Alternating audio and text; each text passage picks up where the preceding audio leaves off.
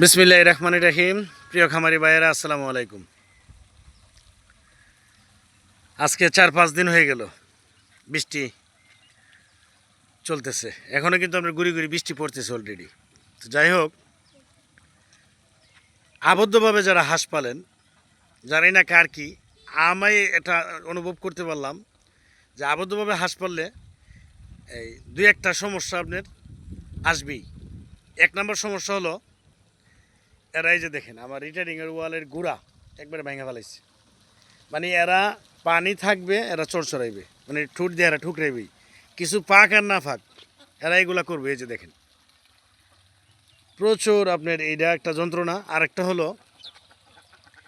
কাঙ্ক্ষিত যে আপনার ডিমের যে পার্সেন্টেজ, ওইটা আসলে আনা যায় না। মানে মানুষের যেভাবে বলে 90%, 85% এইভাবে আনা যায় না। 70%-এর উপরে আসাটা খুব ক্রিটিক্যাল।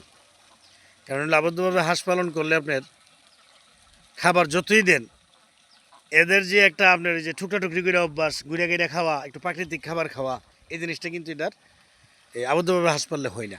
তাই আপনার ডিমের পার্সেন্টেজ কম থাকবে। তো যারা আবদ্ধভাবে হাঁস পালন করে, আমি হয়তো আপনার আবদ্ধভাবে এই অল্প হাঁস পালি, এটা আপনার শখ কইরা, তবে লস হয় না, লাভের পরিমাণটা কম হয়।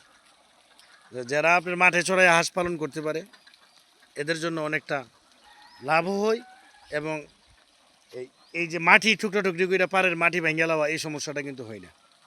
যেমন আপনার আমার এই যে হাঁসের শেডের দিক দিয়ে যে দরজাটা রাখছি ফার্মের ভিতরে যাওয়ার, ওই দরজাটা আমি বন্ধ করছি। কারণ হলো হাঁসগুলা গিয়ে ভিতরে গিয়ে সেরে আপনার পানি, এই যে বৃষ্টির পানি জমছিল, ঘাস খাওয়ার জন্য, জির খাওয়ার জন্য একবারে মুইথা লাইছে, একবারে অবস্থা খারাপ। তো তারপরে আমি হাঁসগুলো বাইর করে ওইটা আমি আবার বন্ধ করে দিছি। তো যাই হোক, সবচেয়ে বড় কথা হলো যারা আবদ্ধভাবে হাঁস পালেন, লাভ হবে, তবে লাভ কম হবে।